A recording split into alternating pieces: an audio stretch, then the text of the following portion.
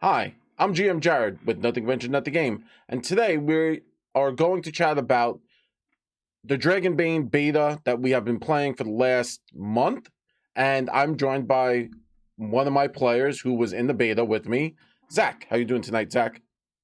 Woo, doing good. I got a glass of wine. I'm ready to talk. Wonderful. It's wine o'clock. Mm-hmm. So, Yeah, I think I'm definitely gonna have the 1 o'clock memes across my walls in the future. boo. So stick around as we're going to jump into this and take a look at a player's perspective of the Dragonbane tabletop role-playing game.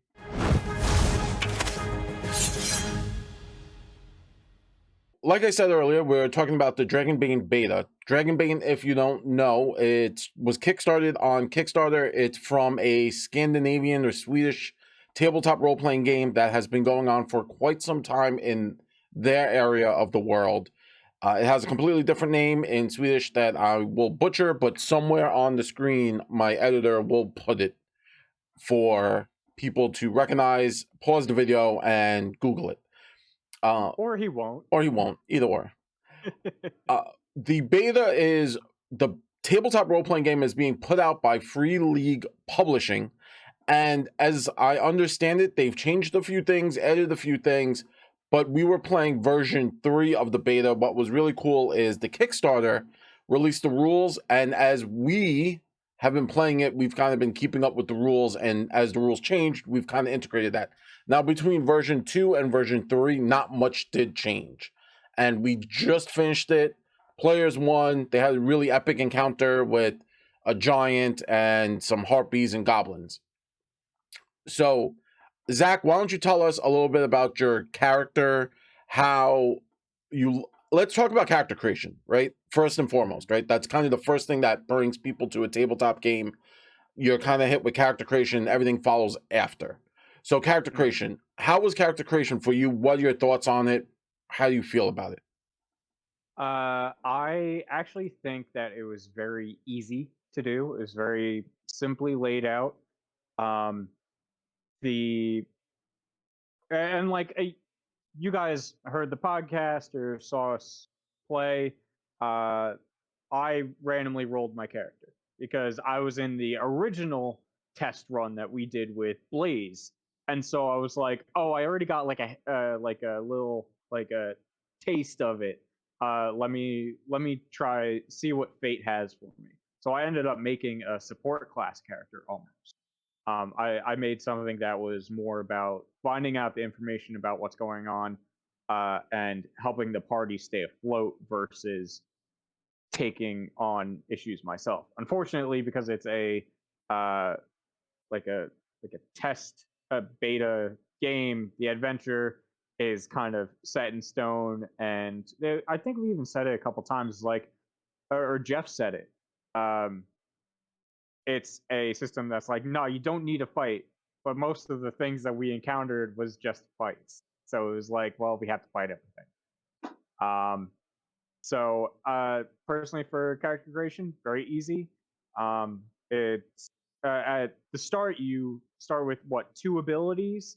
After you go through your entire like skills list and you got uh your stats and everything, it's very easy to understand. And the character sheet that came out with it too, also extremely easy to read. You know, which I think is actually very important for games nowadays to have a very readable character sheet. Isn't too bogged down with information. Now, can you describe the abilities you had? Like, I guess the best way what I'm really getting at here is we play Pathfinder Dungeons and Dragons, and your character naturally has these standing abilities. Dragonbane was a little different. There was kind of like I felt like everything in Dragonbane, because of the way the system worked on willpower, everyone had that kind of sense of magic, right? Like in Pathfinder and Dungeons and Dragons, you have spell slots, which are consumables, and in Dragonbane, your abilities use that consumable, your willpower points. How Mhm. did you feel about that? Like, did you like that? Was that like annoying? Was that something you felt other people remember? Like, we're gamers, right? Like, so we're old. We're old. We've been in the muck. We've played a lot of different systems. Do you feel this would be intuitive to new players, or is this kind of something that like you're like, it could hurt them? It hurt me. So I come from an era of video games that used like mana pools or stamina points in order to use like cool abilities and stuff, like Final Fantasy. Uh, Heck, even Pokemon does it still to this day. Um, and so it was interesting to see them use that in this system, and it wasn't so hard for me to make that jump. And I thought it was pretty, like it was a good idea. I Hmm. in currently in my own game, I use it too. It's a fantastic way to utilize super cool abilities, uh, but also be like you can't just use them every 5 seconds. Hmm. Unlike Pathfinder and D, sometimes like the cool stuff Yeah, you can just keep doing. you You know, keep uh, spamming it. Yeah, yeah, yeah. Like my last fighter in uh, Pathfinder, I just spammed power attack. That's it. Like I could do it every other turn.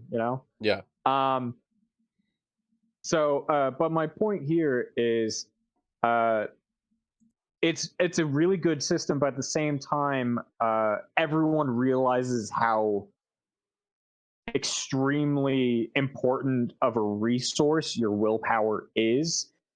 So if you end up like having to sacrifice a stat because of the character you're trying to build, because it is like a randomly rolled stat system.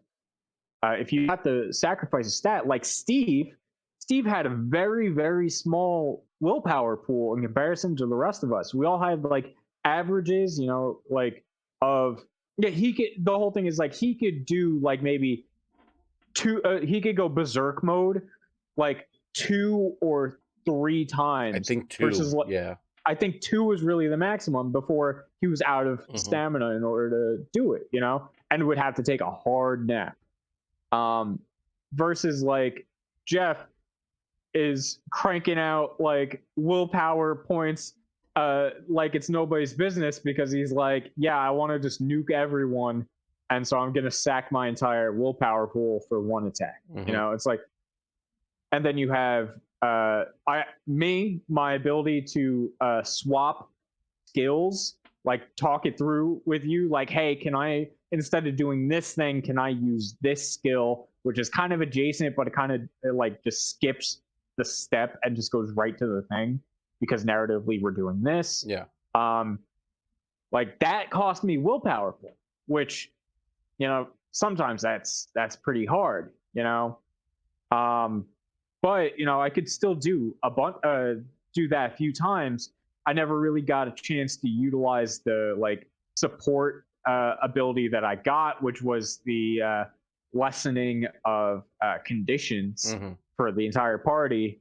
Just there's a the Final Fantasy term that I can't think of, like an Esuna or something. Hmm. Just a refresh or whatever. Um, and then you have, like I said, Jeff was just slinging magic like there's no tomorrow because that was his only thing for willpower. He's like, I can sack my willpower for magic. That's all I need. And then you have Fabio, who was using it solely to hunt and just make his physical abilities better. He was hitting hard, but he had like uh, possibly around the same amount of willpower that me or Jeff had. I think so. You Yeah. know, like he rolled really well and decided to put it into that stamina, which is a good idea for a fighter like Hmm. that. Um, so yeah, it's an interesting concept, but I think it's well usable. Uh, like D&D fourth edition, they had powers that were one offs. You used one, you couldn't use Yes. it until you took a rest or Hmm. whatever. Um, and then fifth edition was kind of just like, all right, well, some of the classes have features that do that, but not every class does. Really depending on if you were martial or magic. Um, and like I said, Pathfinder is like, yeah, you don't need that. So yeah, I like it. I like it. It's a good idea. Now, I think so. If people don't know out there, Zach's been working on his own personal tabletop role playing game, and he's studied and dabbled in many different role playing games. This Mhm. isn't the first time he's beta test. He's like alpha test a number of different games with me at the game store. A few times we had people come in, right? You were there for Mhm. what was that? A Oh, friend, the card, yeah, the card the game. That was card pretty game. cool. Ah, Yeah, I don't have his Marco. email anymore. Yeah, Marco. Marco. Oh my god, that game was so much fun. That was the first nugget. The Yes, first nugget. that's true. Ah, I And then love you that also game. helped out with coming out soon. They have Battle Source coming Mhm. out, and we've done that a few times. We've been in the mix with that. Mhm. So you're making a game. You've tested tons of games. I guess from what I'm asking is from your perspective as a creative, right? A person in the Mhm. creative sphere. What are some of the things you really enjoyed about Dragonbane? What are some of the things you would have changed in Dragonbane? And I guess like what are some of the things you might steal from Dragonbane and bring into, let's say, you're playing Fifth Edition or Pathfinder. Um, Mhm. I have my own personal ones, and I'll say them after you go. But I have Mhm. a few personal things I would definitely like. I really enjoyed. I'll touch on those if we connect. I'll jump in and I'll Yeah. start talking with you. But I really want to get Yeah. your opinion on a few of these things. So, So yeah, first thing I'm gonna do, thing I'm stealing, the conditions that they have. I think the best way to make everything more descriptive at the table, let everyone really get into the role playing, even when it's a uh, combat sort of situation, um, is putting these adjectives into play at all times. And so, like, I've embraced that in my game. In my game, like, I've several iterations. There's plenty of other games that also use this technique, and it's like whether this adjective gives you disadvantage or just makes you roll with like one or -1 or -2, whatever it is, depending on the system. It's a good idea, and it makes it simple to kind of keep track of that stuff, especially on this character sheet where it's just like a little tick mark, you know. Um, yeah. I'm gonna jump in. I really thought the yeah. conditions were one of the coolest concepts. So if you didn't check out our playthrough, if you didn't listen to it on our podcast, and you're just kind of watching this video and you're like, what do they mean by conditions? So basically, what happens is in the game, it's a roll under system. So your stats are set, and then you have to roll under that. So if I have a 15 and let's say swords, right, and I roll a d20 and I roll a 17, which isn't good, right? You would think the other way, like, oh, cool, I roll it. No, Yeah. it's you go downwards. Um, I can take a condition such as like dirty. I make myself dirty somehow, and I get to make Mhm. a re-roll on that check. But until I rest or someone, Zach's character, had that ability to remove conditions off of players, um, I would constantly make all checks that use that stat at a disadvantage, more or less. They call it with a bane, which is just Mhm. disadvantage. You roll two d20s, you take a negative.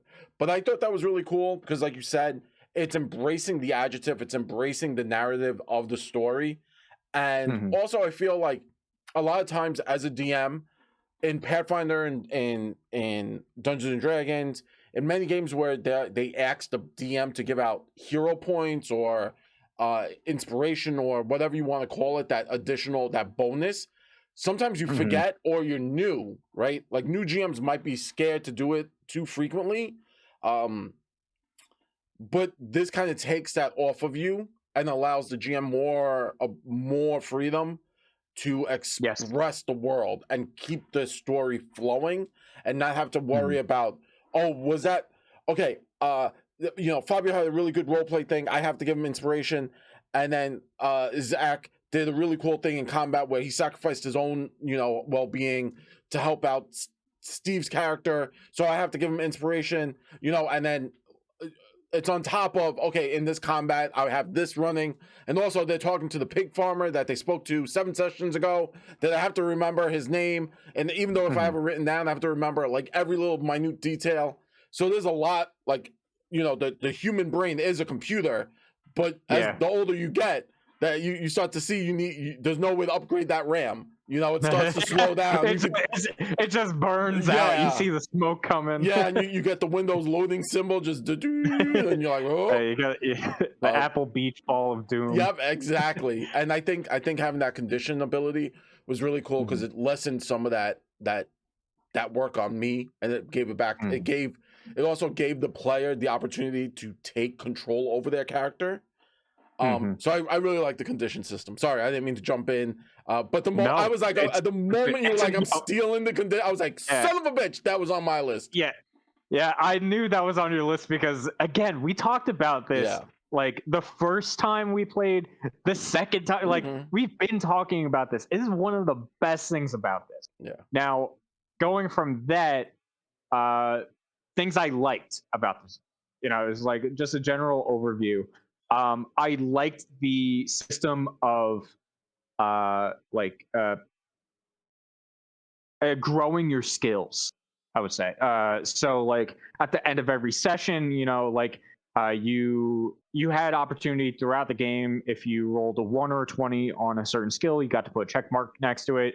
At the end of the session, you could roll however many times per check mark, trying to roll above the number that you're currently getting in order to expand it, make it 1 point higher for every success. And then there was also a checklist that the GM had, asked us questions, see where you grew. I like that because the first indie homebrew game I ever played, that was the system of experience gain.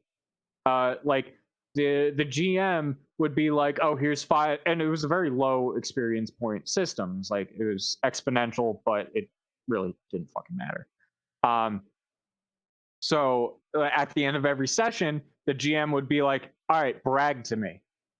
And so you would be like, this is all the cool shit I did this session, it's like, and you go one by one by one, and it would be like you would get anywhere from like 5 to 50 points depending on how bazonkers you were that session. And it was like, and it was really it could have been like you didn't really do anything that session, but you still got points because everyone around you was actually like thriving off of something you did, and this kind of harkened that back for me. That idea of I can grow just by being present and doing what I'm doing. The questions were geared towards like cool things you did during the game in Dragonbane, but they also were like, did you avoid combat because you didn't need to? That's like a great question to ask in order to give experience. Like, hey, did you decide, hey, there's a peaceful way out of this situation? We don't have to, murder hobo our way through everything. That's the new age of gaming, is just murder hobo. So I like that. It was very good. Honestly, like I think a lot more games should kind of utilize that, especially if you're going the experience track in like D&D or Pathfinder. I feel like that's a good way to keep your players honest and also see the growth that they're getting and why they're getting extra experience points or whatever. If I could jump in and kind of like bunny hop on what you're talking about, I really think because there's been a great conversation going around online. Excuse me, a really great conversation going around online about the XP and why a milestone is superior to XP, because XP kind of forces players into this murder hobo notion of, well, if I'm not killing something, I'm not getting XP. And that's why milestone is believed to be better, because it allows players to know that, like, no matter how many monsters I kill, the GM's going to have this moment where they're like, okay, I feel you've accomplished enough to level. And I think this system, you were touching on it, where you were like, hey, listen, there's a checklist of things we can have a conversation about at the end. And it wasn't just combat based. Did you avoid conflict? Did you help, shine the light on another player? There was a laundry list of things that they gave the GM to ask the table. And if the player can say yes and give an example, then I think it was like 6 or 7 questions. So it wasn't like a massive list, but it was like 7 questions. And if the players could say yes to any one of those, they got a free ability like check mark to like try and level up an ability. And I feel that in itself makes the game, makes players not more present, because you can have players who are present at the game but don't really have much to do that session. Maybe they did build a fighter character and they're like, unless I'm in combat, I dumped my int, I dumped my charisma, I got nothing. But they hyped up players, they gave the light to other players. That's something I like seeing as a GM, and I know you like seeing as a GM. And I think stuff like that would be beneficial in other systems. So I would have to say I would definitely steal that for my D&D campaign, or even my Pathfinder campaign, because that's something I would like to steal. And if I'm teaching new players, I want to show that to them so that when they go out, they bring that notion with them, right? Like they infuse that into the culture. Because we already have the notion of like, well, XP leads to murder hoboing, which is coming from 3.5. I know we were both 3.5 players, D&D, and then Pathfinder first edition players. It was all XP, and then people made like characters just built around like being able to murder the most amount of stuff in the fastest amount of time to get the most XP. In their games. So I like this. I agree with you 100%. I really like that. I'm stealing that from my system. You liked it. I'm glad you shined a light on that, because it was a great point in this game that I feel that can be moved into other games, right? So this is just a debrief on how we feel about the game. And then also, maybe you might want to go out there. You can download the rules. They're actually on the Kickstarter for free. So you could download that list and then like yoink them and then like move them into your Pathfinder, D&D, Starfinder, whatever system you're playing. Cobalt Press is coming out with that Project Black Flag, and then steal them and move those into that system. Especially if you're teaching new players, it's cool. Like, let's infuse that into the gaming sphere. Like I said, like that's a good thing to do for XP versus milestone. That's a solid argument right there for that fight. Is let's do it this way versus murder hoboing everyone. I play Dragon Age Origins with the friggin' numbers flying across the screen. That tells me, I gotta bring it up every time because it's the one game I played that really just makes everything click for fantasy role-playing games. It shows me how much experience I get for every little thing. I could murder everything in one road. I could go back and forth on a road and just kill things a whole bunch of times and just farm. I will get the same amount of XP picking up a book in a library. Like, and it's just this is like a rare book that I just happen upon. And I get like 500 experience in 1 second versus like 500 experience going back and forth, going through resources for an hour, like just give me not gonna lie, I knew that was like an option. I never checked it on. I'm sure it probably changes how you make the game, because like I think if I knew that was an option, I probably would be less murder hobo-y. But I'm straight up like everything's got to die, and I'll farm an area to like gain levels. So there's we've got 2 different experiences here. But I love the fact that you do that. I think that's adorable. Hey, listen, I gotta bring it to something. I know 3 things in this world: Final Fantasy, Dragon Age, and Pokemon. So anyway, another thing, I don't know if I like it or not.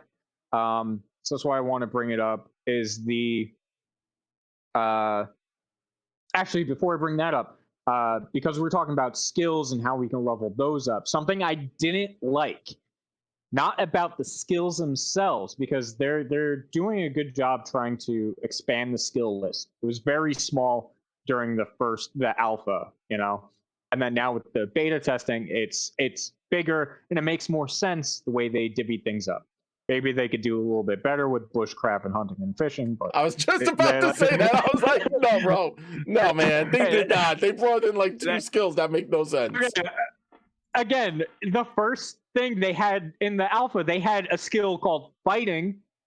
And then every weapon skill you could substitute fighting for every single weapon skill, so you didn't need a weapon skill. You know, it wasn't like it was brawling. It was just straight up, I'm fighting. Yeah, it was like And so it like was super weird. It was like, yeah, you could have yeah, knives, but if your fighting was better than knives, you were like, I'm a fight. Like yeah, it was weird. It was a weird. yeah, I don't know if it was a translation thing, and they meant to say like brawling, and yeah. they translated it incorrectly because remember it is coming Mhm. from like I think Swedish to English. Yeah, Polish or And something. Yeah, yeah, and I'm gonna say it might have been, but you're 100% right. There was fighting, yeah, but yeah. And so, but like they did a good job there. They did a good job. They're expanding it. They're working out the kinks in the skills list. Good job.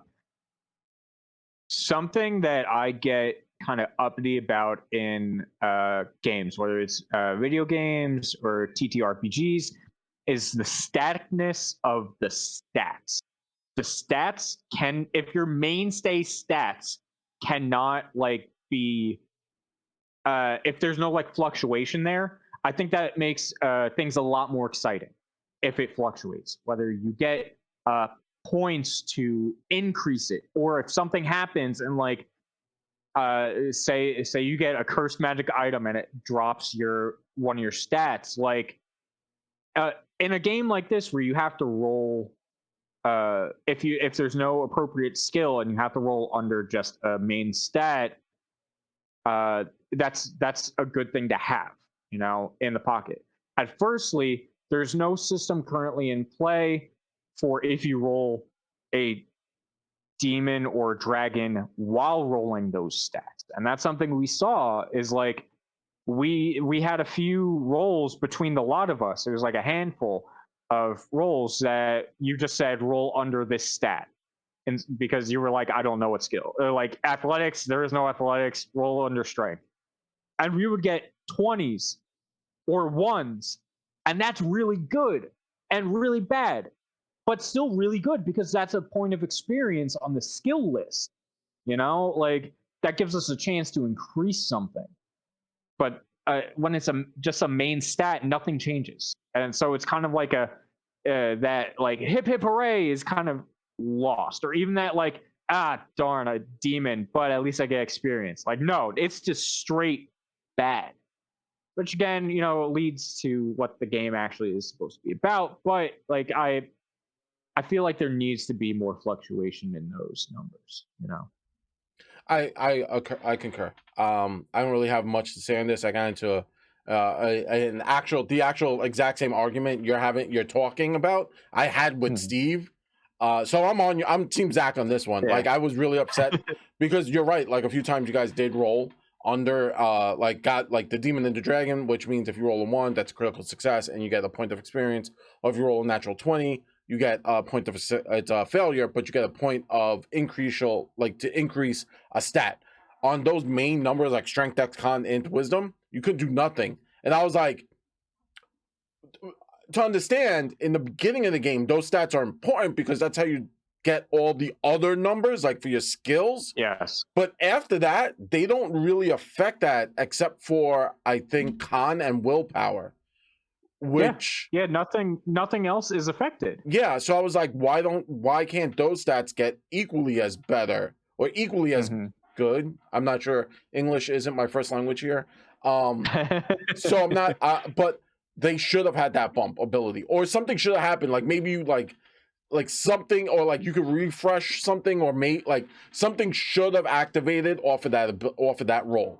And I know Yeah. that's something modern gamers talk about, right? Like, and this is coming from the concept of the old school, right? Like the AD&Ds, Yeah. the original D&D, where it was just rolling, you succeeded, and the story moves forward. That's what triggered. Um, Hmm. but the modern gamer is kind of the I like to be showered with coolness all the time and every moment. And that's Yeah. a different conversation. We can Yes. save that conversation for something else. But I agree with you, Zach. Continue with what else you wanted to talk about, please. So, and then the other thing that I was kind of like, I still don't know how to feel about, because I like I play Call of Cthulhu. It is a completely roll under system, and it works because it's just a percentile. It's out of 100, just trying to get under that number on a scale of 1 to 100. It's very easy to understand, very simple. For some reason, I don't know if I liked it with this. I didn't play the early editions of Dungeons and Dragons. Jeff's era. I don't know how it was back then with it, but I've heard Jeff tell me about it. He's told me about all of the stories of him and his friends like playing AD&D or second edition, whatever, and it was just um and it made sense the way he was talking about it, and like the way you would go with classes and how uh the the roll under system affected those, like all the numbers affected the roll under system to a degree, which made sense.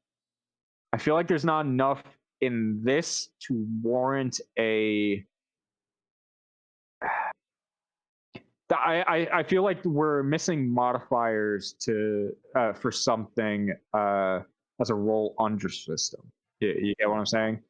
There has to be like a maybe like a third party like thing that's fighting. I don't know. I Like yeah, I understand what you mean, because in yeah. Call of Cthulhu and like the original stuff, there was a percentage and it was out of 100, so you had a wider range of chances of success and failure, right? So if I Mm-hmm. had a 35 in Cthulhu, that's a really high success, right? Like, or no, really low success because it's roll under in Cthulhu, correct? Yeah. So that's a Yes. really bad. It's really bad. But at 50, I'm like, okay, 50-50. And then at like 55, it's a little better. In this, Yeah. it because it's a 20, and I understand, like, Mm-hmm. I'm sure Steve could and Jeff could mathematically prove that I'm wrong about everything. But I understand because you're looking at a 20 and it just seems smaller. And Yes. I know if you look at a 20 as 100, it's all the same. But It's yes, it's the exact same thing, yeah, but it for it some just reason doesn't seems click. smaller. Yeah. Yeah, and so like that 10, that like skill level 10 that you now have to uh go is like it's a 50-50 shot, but it feels like so much harder for some reason because it's such a smaller number. Even though you're rolling smaller numbers. So like Yeah, I'm, I get I'm not exactly what you're saying. sure. Yeah, yeah. So I so like yeah. yeah, It should have been like, I yeah. know, I agree. Like, I get what you're saying. I don't know. I think they stuck with the D20, right? Because I feel Hmm. like you could have did a percentile system on this and been fine. I think the D20 is because everyone has a D20, right? Like Yeah, when you think, and this is just like, I'm talking about in the general, not in the personal. Most people, when they talk about tabletop role playing games, they see the D20 because of branding, because of so many different markets, has created that notion of tabletop role playing is equal to and akin to the D20. Even though we know Call of Cthulhu isn't like that, Vampire the Masquerade isn't like that. mhm. Fantasy Age was 3D6. Yep. What's a dungeon? There's another one. There are other systems out there that don't use D20s at all, Yeah, and Powered by the Apocalypse yeah, is just 2d6s. two Like, D6s, and we know that, but the brand has become the D20, right? The tabletop role yeah, playing game is the D20, and I think that's maybe why they stuck with the D20 and didn't go to the D100. Where me and you would yeah, have just been like, all right, yo, roll a D100, and maybe also it is to bring in new players because it's easier, right? Like, hey man, yeah, just bring your dice and you know, um, you're like, okay, grab the D20. I know what the D20 looks like. Bang, I roll it. I have to roll 15. I have to roll a 10. And it makes sense. Things click. So I understand maybe that's why they did it. I don't know for a fact. But I so agree. Those numbers look way smaller. Like if you're like, yeah, oh, I have a so 75% chance, I'm like, oh, okay, that's a good chance. In this, if you're like, roll a 15, I'm like, oh man. yeah. I think another interesting way they could have handled these like roll under percentages and stuff is actually using just d6s. So like you have your mainstay skill, like the ones that you started off with that have the high percentage or whatever. If those, like, a way that I would do it is if those are class skills. Those are class skills because that was given an option to me at the very beginning character creation. That's a class skill. Everything else I took after that. The class skills would have a better chance of rolling. Like say it was actually like 2 to 18 instead of 1 to 20. All right, say it was 2 to 18, and you have 3d6. Or 2d6 or something. So it's like if some of your skills are like on the average of like 6, 7, except for like your mainstay ones, and you're trying to roll like under, it's gonna be like tough because 2 or 3d6, the average is gonna be a little higher than what you're trying to roll under versus the ones you're really good at. So like I think there could be more interesting ways to use this roll under system using other dice. Again, the other die that's really popular and everyone in the world has it is a d6. It's in every board game. Monopoly, Scrabble, doesn't matter what it is. All right, maybe not Scrabble. Scrabble is tiles. Yeah, but like I get what you're saying. Like Sorry, it's in Monopoly, it's Yeah. in Sorry, it's in all those games, right? Like if you have a board game, like a generic Hasbro board game, Milton Bradley board game, you have a D6. You have two. You might have two. Yeah. You might have 6. So I get what you're saying. I mean, you can go to the bodega and pick up a D6. They sell dice. Oh yeah, so. I mean, like that's really is like the comic book. All comic book shops just have like a jar just sitting there, just loose D6s, and it's like 5 cents or maybe in this economy it might be 10 cents. It might be 10, or if it's like a good day, they'll be like, yeah, just reach in, grab a couple that look nice to you. Like and it's a D6, and you can get them on Amazon for like you can, 80 for like $5. Yeah, you can get a pound of D6s, I think, for like $1 on Amazon. Exactly. Or eBay. It's absolutely silly. But yeah, so it's like maybe not the 3d6 thing that I was talking about though specifically, but like I think there needs to be a more interesting way for the roll under system to work. That's kind of my gripe with that. And I think that's kind of everything, like personally, of my experience playing the alpha and the beta of like the like, dislike, and steal. I would say. Is there anything I didn't cover, Jared? From my perspective, the one thing I disliked was in character creation.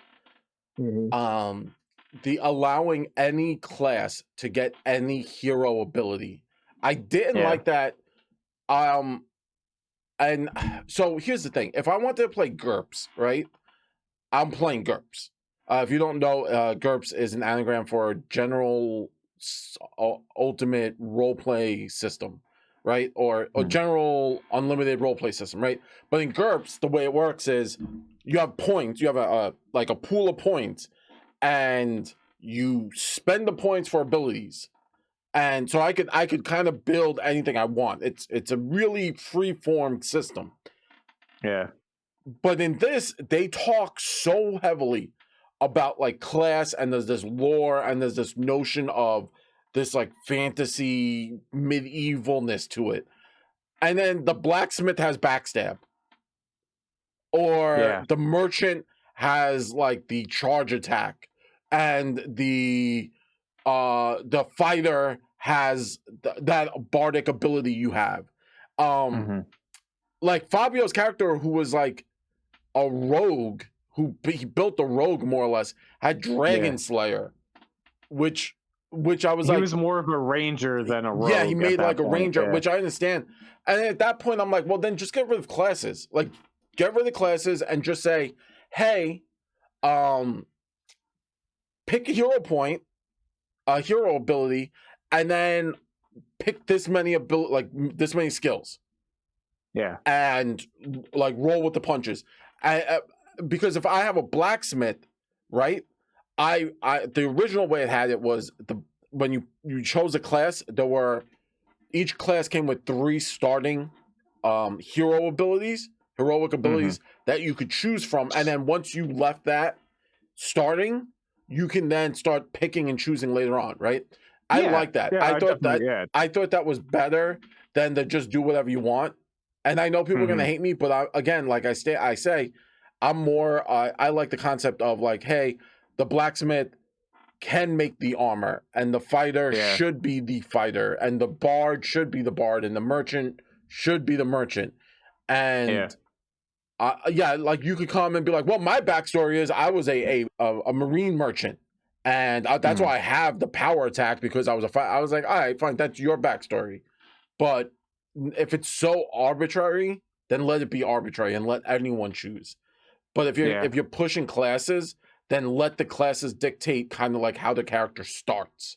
And then from there, like, then let the knight take backstab, and then let the rogue take dragon slayer, and then let the merchant take power word like magic, Yeah, I mean, like that's one thing is like the only class that kind of locked other things out was the magic caster class. Wizard. I was like, you're a wizard, no one else can cast magic except for you as the wizard. That's it. Yeah. Only other wizards could cast magic. Yeah. So it's like, oh, if you run into someone who casts magic, it's like, friend, we did this together. Like we learned the ways, But that's a good point. Like I feel like there should be a way of like, listen, if you're choosing this, like they kind of did it more like guidelines for this. It was like when Pathfinder 2nd edition first came out, in the character, like when going over the classes, it had the like archetype builds or whatever you could do, which like that's what it kind of felt like more. It's like, oh, here's the kind of things you want to take if you want to do this, if this is like your speed. But then making the free for all abilities based on just stats or skills that you have, that opens up to anyone. That's kind of insane. It needs to be more secular in that way. I agree. I think, especially if I'm trying to introduce this to new players, I need that framework in the beginning, and then I'll let I'll let the players kind of roll, right? Like that's why you guys I'm not concerned about. Again, we're gamers. We game. Me and you, like, we throw systems at players all the time at our table. We're like, hey, we're gonna play this new system. Learn it in a week. People learn the system in a week. We don't have the rules mastered, but we learn it kind of like in a week, and then we play it. And then that's fine. So then when I have this free form system, I'm like, cool, we can roll with the punches because I know my table can do that. But if you're, let's say, like the Eternal GM, and you're tired of running your Pathfinder campaign, or you're tired of running your 5th edition campaign because you've done a year and a half at this point, like, I just want something new to whet my palate. And then you look at this, and it looks dope, right? The artwork looks dope. Yeah. The skills look dope. The lore looks dope. The way combat works. Duck. Yeah. There's a fucking duck you can play. Yeah, like, that's you could start, awesome as hell. Yeah, you could start as Donald fucking Duck and like wreck house as a wizard from like you could actually play Kingdom Hearts. Kingdom Hearts. Yeah, because you could have a human, the wolf person would be Goofy, and Donald would be the wizard. Oh my god, wait, we're replaying this game. I'm running us through Kingdom Hearts. That's what we're gonna play the entire beta right now. Just go. We're just gonna keep going until the beta is full and done. Yeah. But Kingdom Hearts. You know what I mean? Like there was a wolfkin that you could play. You could be a duck person. And there's just so much cool shit.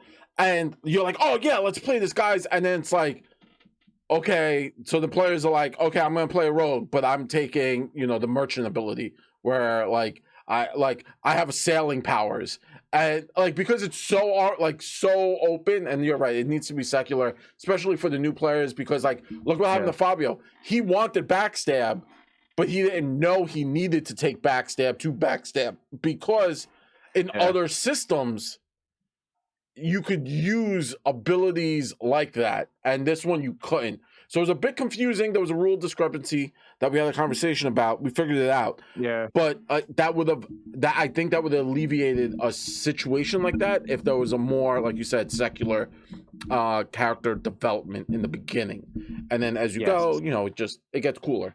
But that was Yeah. my biggest beef. Most of the things you recommended, I'm on par with you.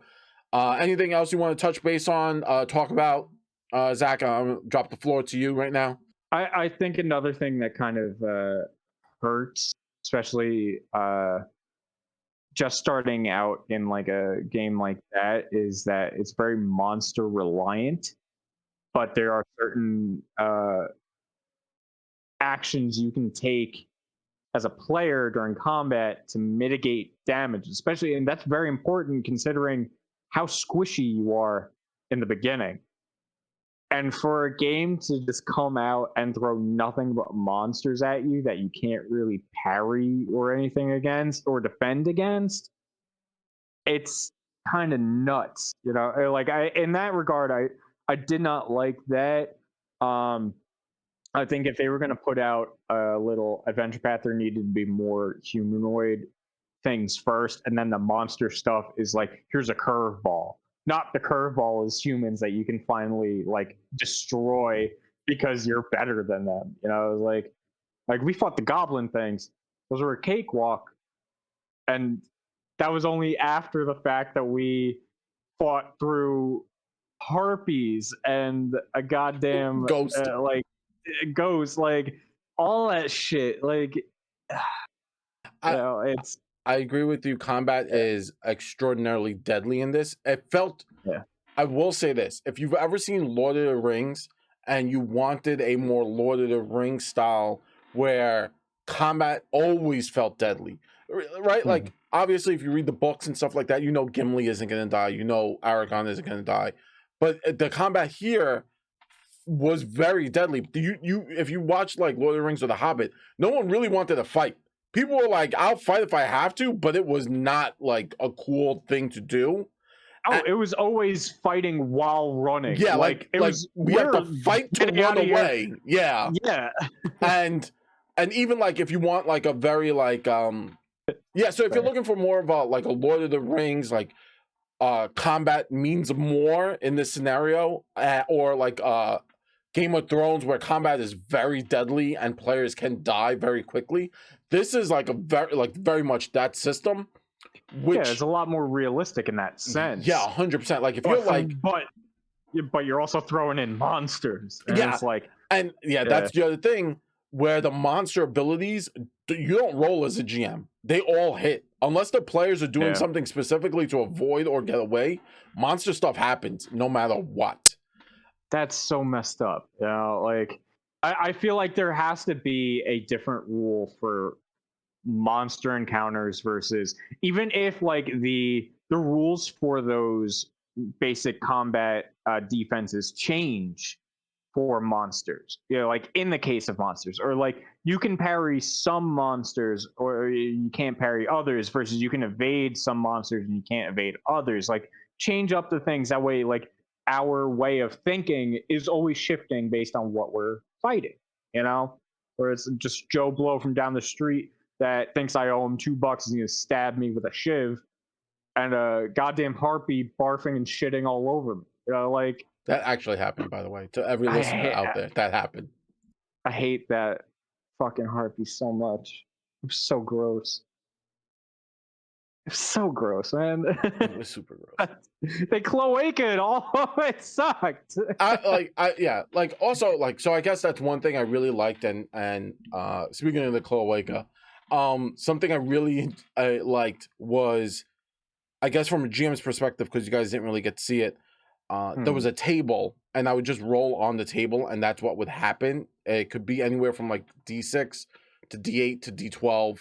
Hmm. Number of actions the monster could do on its turn randomly. Obviously, I could always supersede that.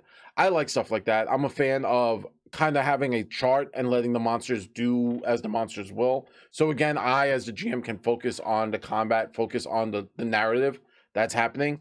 I've seen that Hmm. in Viking Viking Death Death Squad. Squad. Yeah, that Yeah. was the other one. Um. Very Did similar system. Fantasy Age did Fantasy Age do it too, or no? Yeah, I can't remember I when think we they went might have. through that. I'll have to Yeah, recheck, but like Fantasy Age might have been like that. I think if I was to add something to all systems, it would be something like that. Where even yeah, if it's not like, hey, this is always what they do, I would add something to it where it would be like, hey, this is the most likely thing. Like goblins will most likely sneak attack if they can. yeah, You know, harpies will most likely dive attack if they can. Because sometimes there's a GM, right? Like when we're playing Pathfinder D&D, and you look at that stat block, it's just it's a lot, right? And again, processing speed. I have to be able to process. And then a lot of times you fall into the same thing, especially when it's not like if it's skeletons. It's just the skeleton walks up to you, Zach, and rakes you with its skeleton yeah, hand. And you're like, okay. And then it walks up to Steve and it breaks him with his skeleton hand. And you're like, oh, okay. I understand the skeleton. So, you know, like, what else is it doing? It's a skeleton, man. It's just doing skeleton things. yeah. You know, and then, but what would be cool is like, oh, the skeleton rips off a rib piece and just throws it like a javelin at you, Zach. And you're like, the fuck you mean? Yeah, here's a bone meringue. Yeah. Or Just like, whips it at you. yeah, like, or like you crit Catches hit, it and then puts it back. Yeah. or something, right? Like, or it throws its skull at you and it just bites you. And you're like, wait, yeah. Or like, it uses its like, because it just pulls up its spine and just like whips you. And you're like, wow, Yeah. I'm not okay with any of this. But like, I like stuff like that. That's one thing I Yeah. think I would steal and put in other systems. But besides that, it's a very, I think I can say there wasn't much here I didn't like, and there wasn't much that like extraordinarily wowed me. There was like Yeah. it's a solid system, I think I could say. It's a solid system, and the fact that it's still in its early stages means a lot. You know, it's got a chance to grow, get better from this. Maybe it'll get worse. Who knows? Like they could make some bad decisions about the path they're going and say, no, we're sticking to this. Is what we want to do. You know, like we, you know, hopefully they see this video and are like, hey, they had some good points here. But again, it's like it is a good system. You're absolutely correct. It is a great system, honestly. So thank you very much, Zach, for sitting down and kind of just talking from a player's perspective of things they like, dislike in the current Dragonbane. Want to thank you for being here with us and just hanging out. And of course, I want to say thank you very much to everyone out there listening and watching and supporting us. You are really amazing. Thank you so much for all of that. And as always, we are Nothing Ventured, Nothing Game, giving advice, rolling dice with a little bit of that New York spice. Say goodbye, everyone. See ya.